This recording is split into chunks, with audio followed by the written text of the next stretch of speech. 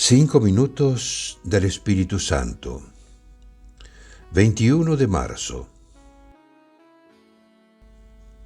Espíritu Santo, toma mis manos que buscan poseer, dominar, que se cierran egoístas, que se aferran a los ídolos.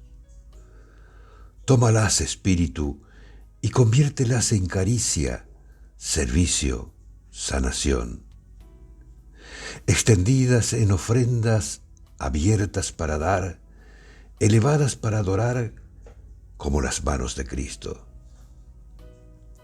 Espíritu, toma mis piernas, a veces paralizadas, otras veces en camino hacia el mal, trepando hacia el poder y la gloria vana, o dando vueltas y vueltas, incapaces de avanzar.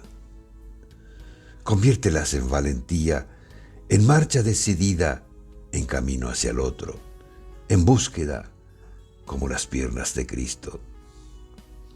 Espíritu, toma mi corazón que se deja engañar y atrapar por tantos afectos torcidos, que se asfixia entre tantos deseos que lo dejan vacío y ansioso, que se endurece para que no le quiten nada, que se llena de criterios mundanos, que se vuelve negativo, duro, calculador.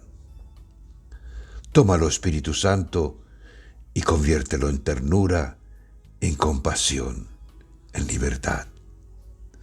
Hazlo hambriento de Cristo, sediento de su amor y capaz de amar como Él al más pequeño, al más simple, al más pobre.